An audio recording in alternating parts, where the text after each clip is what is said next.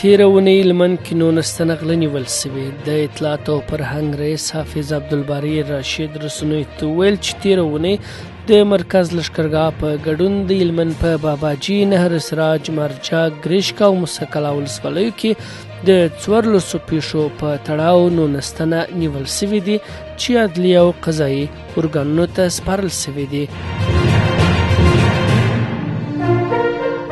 د پکتیکا والي ویان ثناءالله معصوم وایي تېره شپه د دې ولایت په خیرکوټ ولسوالۍ کې د 2 کورنیو ترمنځ په شخړه کې 7 کسان وژل سوي دي. نوموړی زیاتوي په وژل سوو کسانو کې د یوې کورنۍ 4 غړي چې 2 ښځې او 2 ماشومان دي شامل دي. د پکتیا د والي ویان په خبره په دې پیښه کې د بلې کورنۍ د یوې ښځې او یوې نجلۍ په ګډون 3 کسان وژل سوي. نوموړی وایي د دې پیښې اصلي علت نه دی په ډاګه سوی، خو امنیتي ځواکونه د دې پیښې په تړاو پلټنې پیل کړي دي.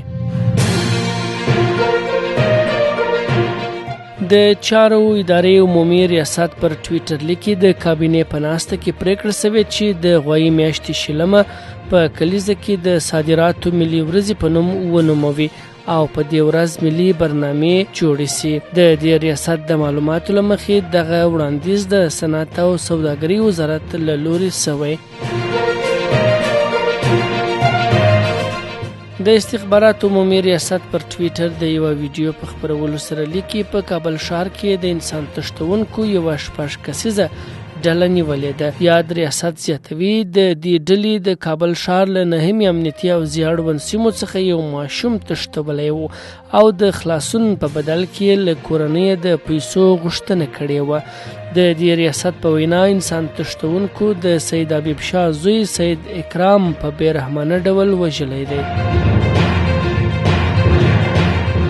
رویټرز د جاپاني رسنیو په حواله د دې هیواد پر لومړي وزیر فومیو کشیدا د یوه ناکامه برید خبر ورکړی دی. یو برید کوونکي نن شنبه د جاپان لومړي وزیر د ټاکنیزې وینا پر مهال یو لوګی بم وغورځاوه او برید یې وکړ، خو د امنیتي ځواکونو لخوا ونیول سو. د راپورونو له مخې د جاپان لومړي وزیر ته زیان نه دی رسېدلی او یو خوندي ځای ته لیږدول سوی دی.